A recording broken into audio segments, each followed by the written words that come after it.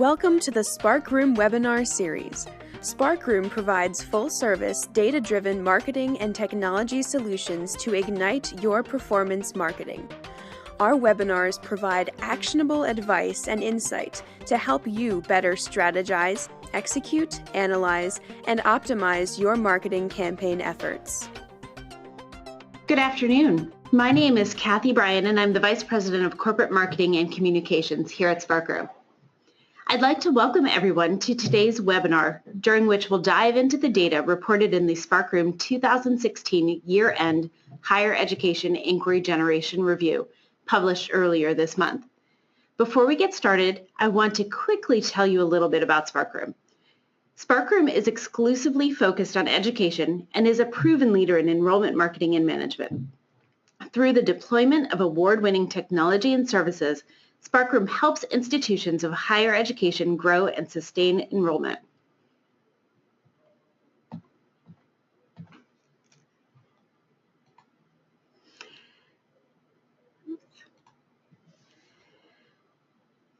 We offer our solutions in three formats: performance marketing technology, enrollment marketing, and enrollment management. Before I pass it off to our presenters, Megan Latordo and Rachel Schulteis, to introduce themselves, I want to let everyone know that we will be assuming a certain level of enrollment marketing proficiency as we present this topic. But don't worry, if you hear any terms you're not familiar with, please feel free to submit a question for clarification. I will either respond via the GoToWebinar chat tool, or if appropriate, I will interrupt the presentation for clarification. So thank you for joining us today, and now I'll pass it off to Megan and Rachel. Thanks, Kathy. This is Megan Latordo, VP of Integrated Marketing here at Sparkroom. I work with clients and partners in order to execute all of our digital marketing campaigns, including third-party inquiry generation, traditional display, social, email, SEO, and paid search. I work very closely with Rachel over here in order to recommend the best media strategies for our schools based on their long-term goals and their short-term goals. Hello everyone, I'm Rachel Schulteis, VP of Client Services at Sparkroom, and my role here is really to manage existing and potential client relationships. So I work with our clients to make sure we fully understand their goals and objectives and ensure that our teams internally execute those as expected. So let's jump into the data. This was very interesting to see. It appears that schools are willing to accept more risk as players have exited the space and campuses have seen stronger performance. We're seeing inquiry volume overall up 2.4% year over year, but primarily that's really landing with online inquiries, which often have a longer cycle time. So I think the fact that schools are continuing to purchase more online inquiries implies that they can tolerate this timeline better than ever. Yeah, as we look at inquiry volume trends, let's keep in mind that the downward shift we see towards the end of the year is related to seasonality, and volume did go back up in January as we expected. Another thought as I was looking through this, a lot of what is being categorized as online programs may also include hybrids, which are definitely on the rise as consumers demand alternative formats and schools continue to expand on lab-based programs or programs with a lab component. Great point, Megan. Another area we really look into is trends in conversion rates, which really held steady over the past year. Year over year is minimal difference, 7.4% in 2016 versus 7.7% in 15. And I would say that due to the time this data was pulled, I'm pretty confident that the conversion rates for 16 will beat out 15 in all areas, so amongst all leads, campus-based, and online. It's interesting to see that online is flat year over year, even as volume increased significantly. It seems that schools were able to maintain quality while demanding more inquiries for this campus type. We predict this is due to more strategic media planning and buying. As schools look more closely at 2016 performance data, I think that will impact their buying decisions, and after they will produce even better results. Megan, can you clarify what a conversion is? in this report? Sure. When we speak about conversion, it's post-lead received. So the inquiry is received, and a conversion would be anything combined, application, enrollment, start. Okay, so probably most correlated to an application?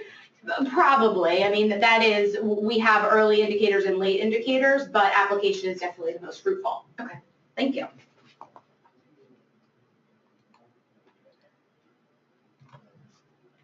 So first-party share of voice was flat, and that is surprising after years of first-party inquiries increasing and taking hold over third-party. But as we all know, it's difficult to scale first-party. No matter how much traffic you want on your website or increase inquiries from, say, paid search campaigns, those inquiries are finite. Previously, we've seen third-party share of voice decrease significantly, but I think we've probably and finally reached a new normal, and I would not expect significant changes in distribution as confidence in third-party channels has remained consistent in my experience in 2016 and 2017 so far. So what is first party? What do you define as first party? So when we look at first party, we're looking at traffic from branded and non-branded campaigns driving traffic directly to your school's site. Okay. So that could be any social effort, traditional display effort, anything really outside of third-party affiliate campaigns. Thank you. Sure. So again, we really wanted to look at the conversion rates broken out by that first and third party channels. So what's very interesting here is that first party rates slipped about 8.9% year over year. And I think this can be attributed to the effort to scale first party channels. A lot of our clients and institutions have started to engage with new media sources like social media.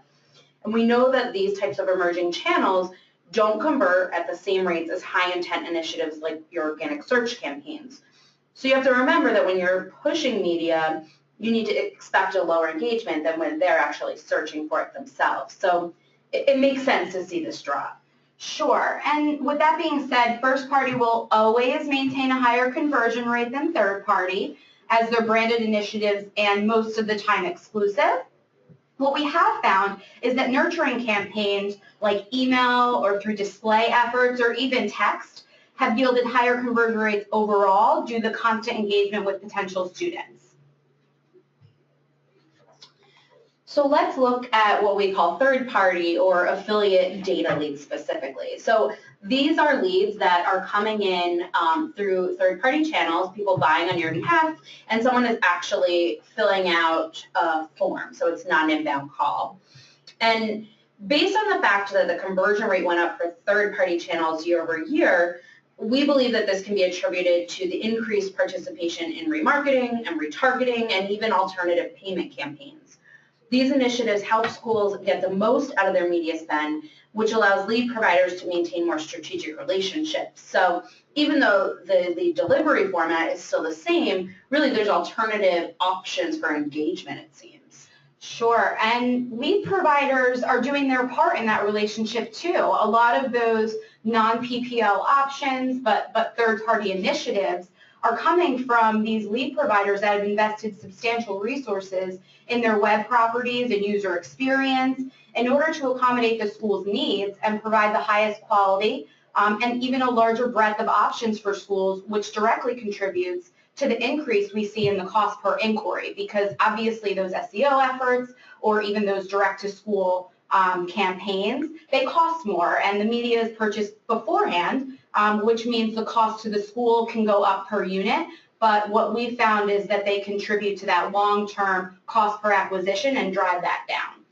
So really, not all affiliates are created equal, right, with their mix? Yeah, definitely not. I think it's important to have a constant, even distribution, not necessarily among first and third party, but even as you go into those third party media plans, we want to make sure that we're distributing to lower cost and scalable channels, but we're also spending money on the high cost per inquiry, organic opportunities, and even some subscriptions or pay per call sort of initiatives that we'll talk about later today.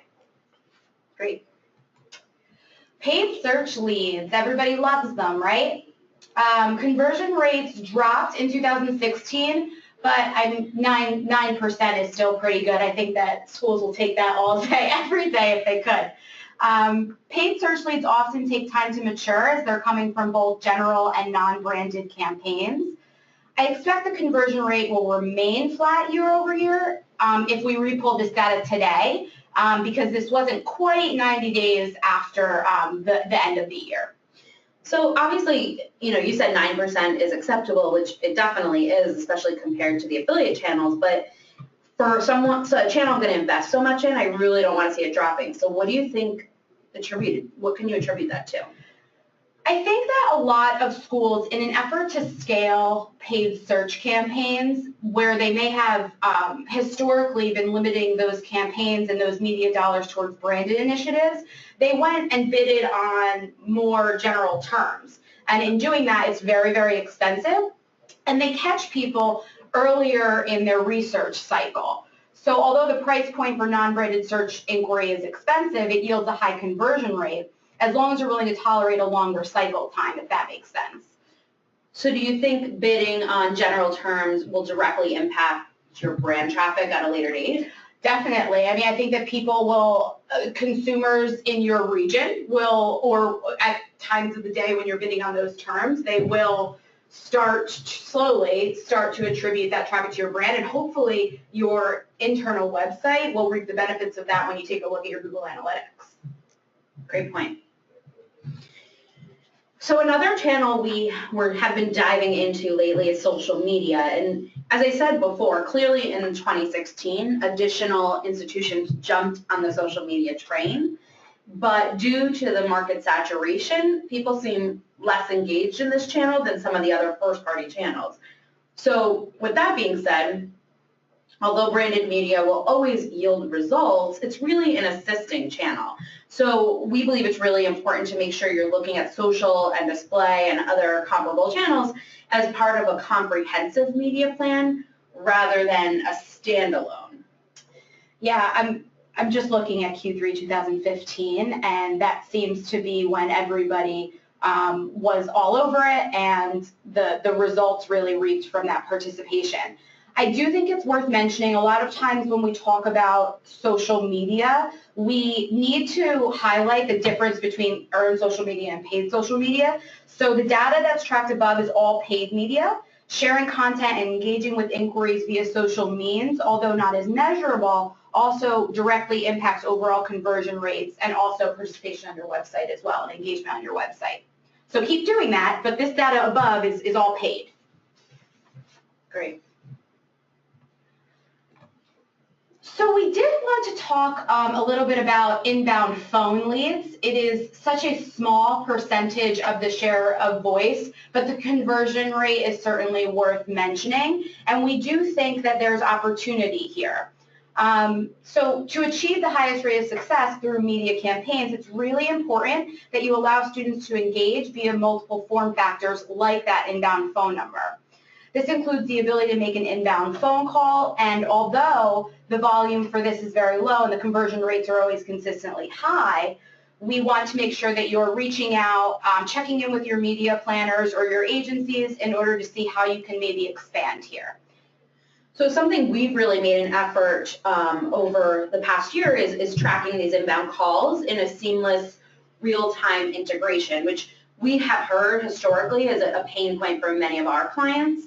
So we're excited to start to look at these numbers as now we've integrated with some call systems over the next year to really understand how this channel is working and how it's yielding results. So right now we're only capturing this 0.2% of our audience at a 12.5 conversion rate. So I'm confident as we are capturing additional volume that the conversion rate will stay still and we'll be able to track a lot of these results better. So Rachel, if schools are tracking applications, enrollment starts today in their CRM, you're going to be able to see that in Sparkroom. Exactly. So basically what will happen is when the inbound call comes in, we can post it in real time to the school, and the admissions person can actually find that shell of an inquiry with the phone number and start to work on it. Or if they send us feedback, we can do a fuzzy match based on that phone information.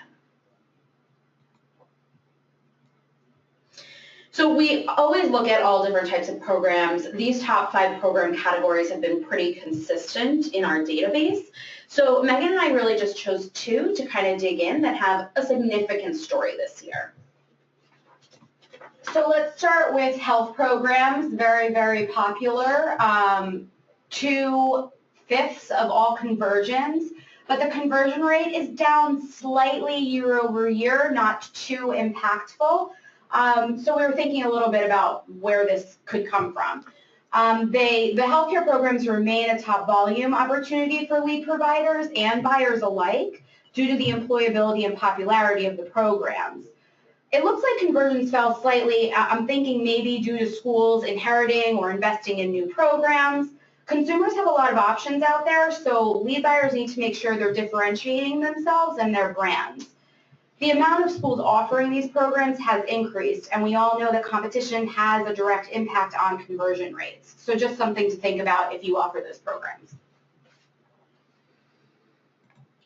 So the next area that we really want to take a peek at is computer programs. And you can see year over year some pretty significant growth. I mean, share of voice was up 12% and conversion rate up 20%. So, you know, we really want to understand where this is coming from. Is it new schools offering these programs? Is it just demand? And I think a lot of this stems from the BLS statistics, right? So they're saying that employment of computer and information technology professionals is predicted to grow 50% faster than other occupations between 2014 and 2024. So right there, that's an incentive for schools to add this program to their mix. But in addition to that, the median salary in 2015 for these types of programs was double the median wage across other occupations. So not only is it employable, the salary is significant enough to help you with all those gainful employment requirements that you have. So I think the demand for computer education is strong in 2016 and will continue to be strong as it's clearly in the forefront of our growing economy.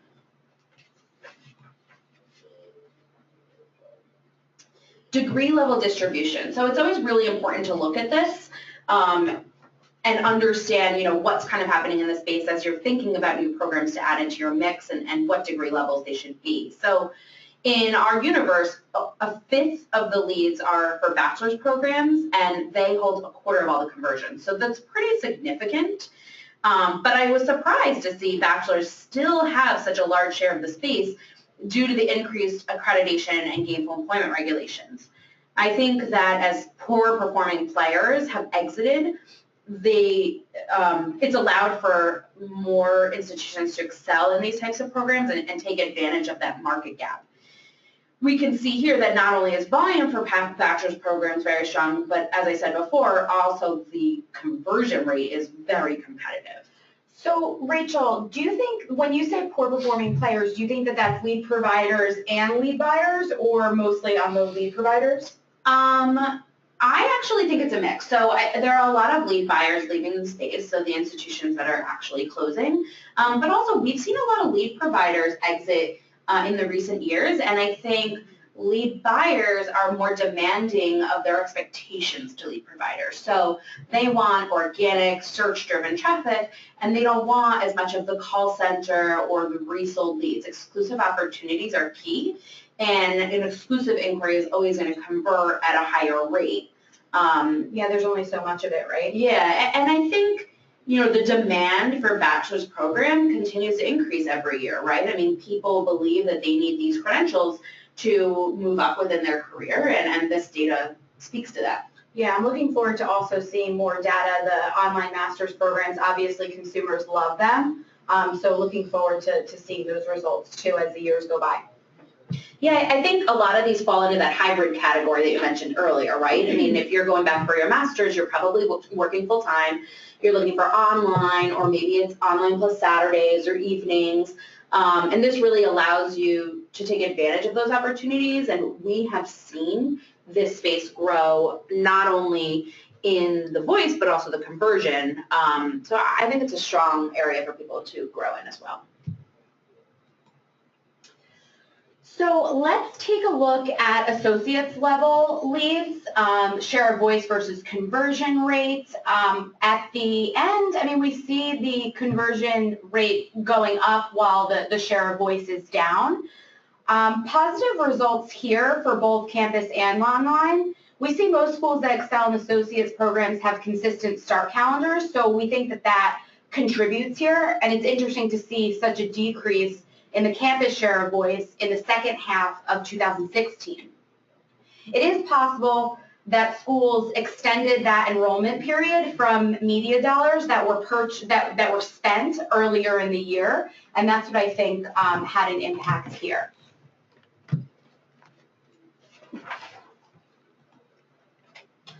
So we did want to go over some key takeaways that we discussed today, and I know we'll be sharing the presentation too, and we'll follow up and see if there are any questions. But first, schools are more confident in programs and sources. This leads to increased volume for online programs. 2, poor performing institutions leaving, that makes for opportunities for others to grow and expand. 3, bachelor's programs continue to dominate, the great opportunity for associates programs to expand, especially in that healthcare division. And of course, last but not least, first and third party share of voice is consistent, and we expect it to remain that way moving forward. I guess we'll pass it back to Kathy for any questions. All right. Thank you, Megan and Rachel. Some good stuff there. For anyone attending our webinar who does not yet have the report, you can get it at sparkroom.com/resources, or when we send out the webinar recording, we will also make sure to send out a copy of the report so you know that you'll get it. Now we're going to take some questions from the attendees. If you have a question, please type it into the question box on your webinar control panel. If you can't see the control panel, look for the orange box with the arrow. Click on the arrow and the control panel will expand, allowing you to type in your questions. So I'm going to start with my own question today. Oh goodness. So this is for each of you, Megan and Rachel. What surprised you most about the 2016 data? Popularity of those computer-based programs, right?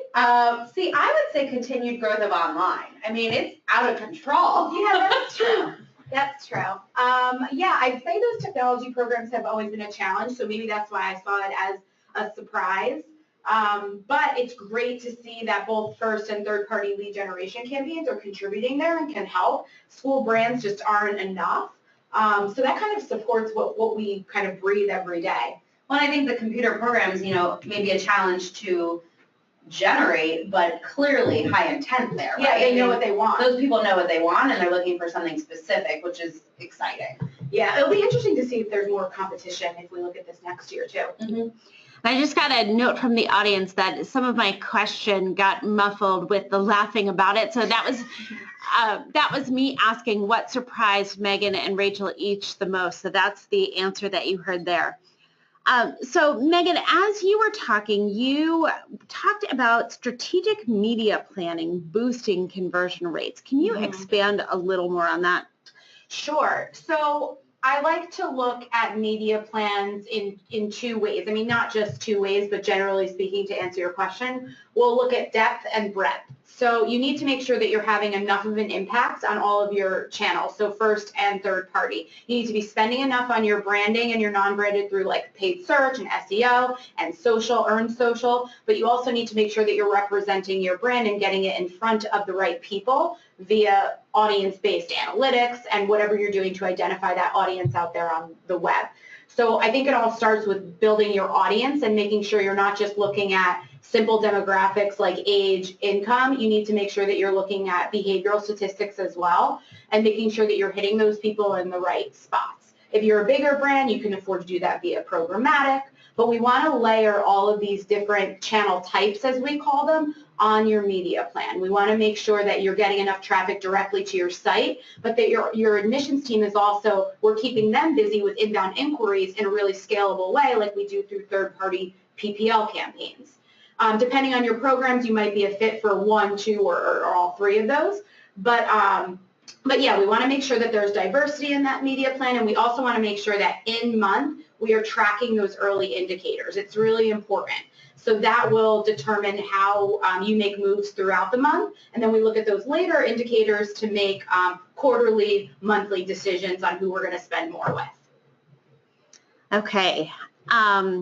Next question is, do you know, are leads trending younger? So is the traditional, I guess more so the adult students, are the adult students getting younger?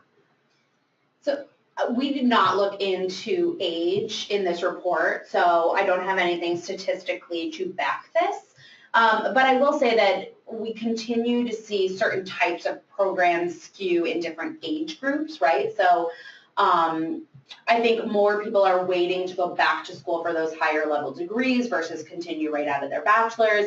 And I think the trade programs continue to be right out of college type people. But whoever asked that, if you want to shoot an email after. Well, I know who asked it. Yeah, so we can do a little digging in the data. Not all schools capture this type of information, but we can give some trends.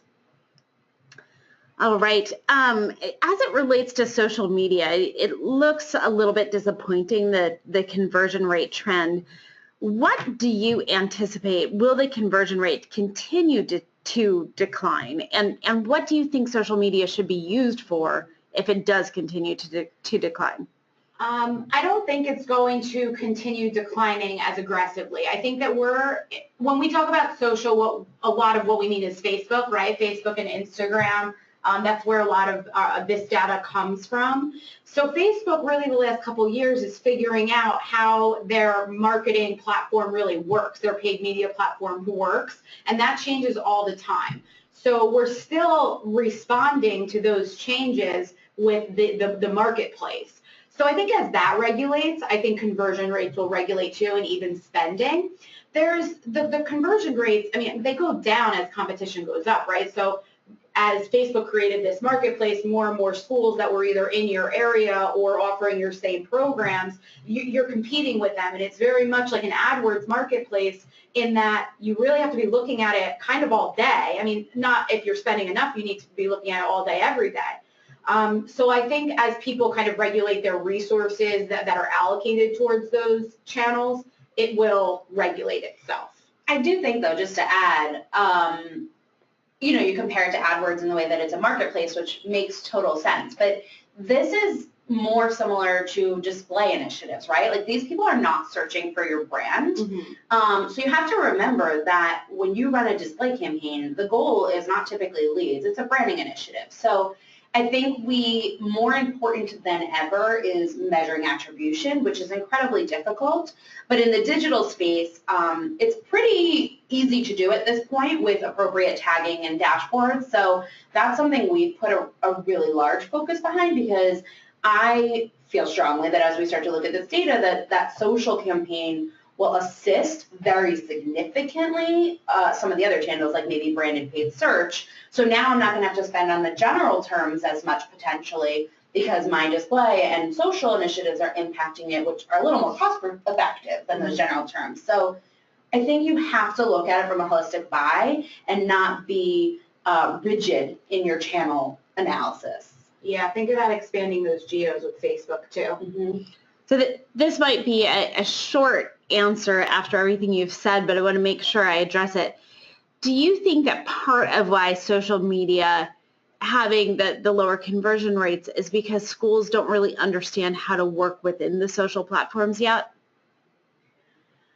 I do. Part of me does. I think that it is you need to be spending a significant amount, I think, in Facebook to have a real impact. The great part about Facebook with schools with small marketing budgets is that you can upload a specific audience. So re-engagement campaigns we've found to be really, really successful on Facebook because we have that specific audience that we can get out there on Facebook. We've also found a lot of success in non-branded Facebook campaigns too. I think something to keep in mind, though, is, understand what your expectation should be. So if you're using Facebook lead ads, you're collecting for fields potentially. I mean, this is a short form. This is a very low intent inquiry, and you can't expect that to convert at the rate of even a data lead form necessarily from an affiliate. So I think that you need to kind of look at what you're getting out of it. If you're sending them to a robust landing page with videos and they're interacting, that's a whole different ballgame, right? Yeah, I think it's a lot of it is about those resources that Rachel just mentioned. You need to have access to video, you need to have access to a lot of creative, and you need to constantly, have, not updating them necessarily, but you need to have them in order to test what works and what doesn't.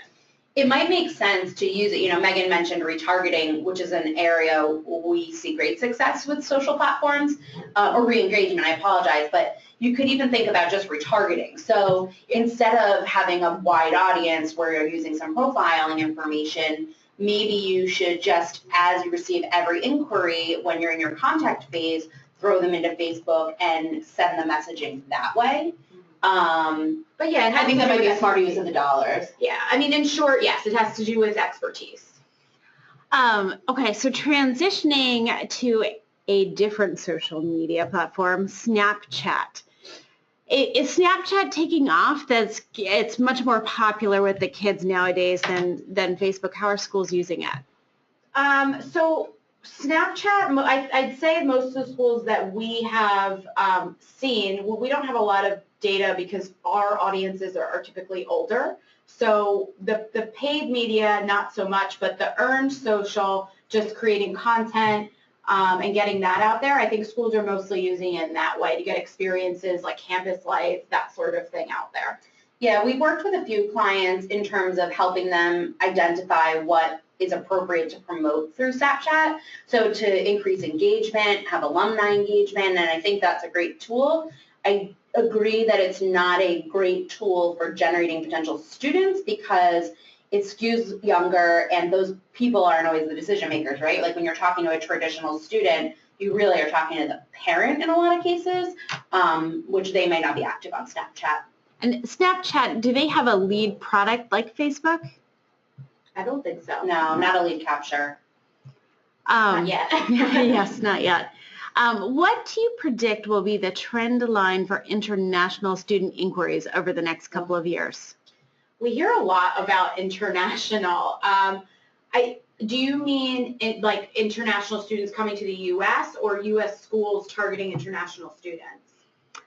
Good question. I don't know the answer, but maybe answering both would be interesting. So I do think that schools, I think both will grow. I mean, I think that there's going to be demand for both, I'd say. Whether or not schools are prepared and are going to do it effectively in order to, return the same results that they see in their own region, no. I mean, I think that the goals need to be separate. The budget needs to be treated completely separate. But I do think that schools will want to participate in both gaining international students for their own programs and also targeting, international schools targeting U.S. students as well. Yeah, I mean, I agree. We've been getting a lot of questions at international, probably more in the past 6 months than I've seen in a long time.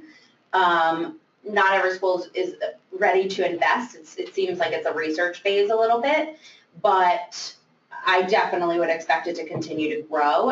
I think you need to understand the type of media that works. So affiliate type campaigns seem to be kind of like inconsistent volume, spotty conversion. So you really need to invest in some of the more expensive channels, I think, to yield results. Yeah.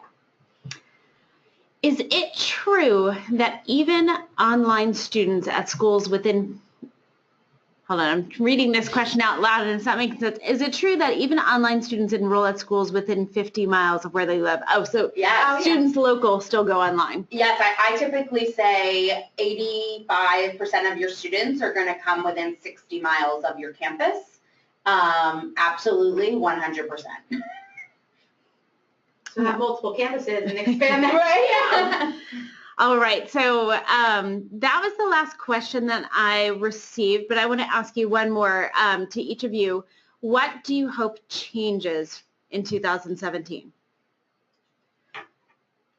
Good question, Kathy. I hope that institutions continue to embrace risk. I am a big proponent of testing, and today more than ever, there's a new digital outlet every day. And I really think getting in these types of opportunities at the ground floor is where you're going to set yourself apart from the pack. So I hope that schools embrace that and are willing to try new things in order to generate those intent students. I hope that schools that typically target, an adult learner, maybe a lot of trade schools, I hope that they work on their brands. I think that schools can afford to invest in more SEO and branding initiatives. So I hope that grows, because that makes, it doesn't necessarily make our job easier, but it makes it easier to strategize with our clients. All right, excellent. Thank you both for those great answers and all the insight throughout the webinar. Thank you to all of our attendees for joining us today. Again, if you've not yet downloaded the Sparkroom 2016 Year-End Higher Education Inquiry Generation Review, you can do so at any time at sparkroom.com/resources. But we will be sending the webinar recording, the deck, and the report to you, hopefully by the end of the week. If you still have questions or you'd like to learn more about how Sparkroom can help you determine the best path toward enrollment growth, reach out to us at 877-423-1366 or email webinars@sparkroom.com. You've also got Megan and Rachel's emails up on your screen, so feel free to go to them directly. And we wish all of you great success as 2017 goes into Q2 and beyond. Have a great day. Thank you for your time. For more performance marketing resources, including our series of on-demand webinars, go to sparkroom.com/resources.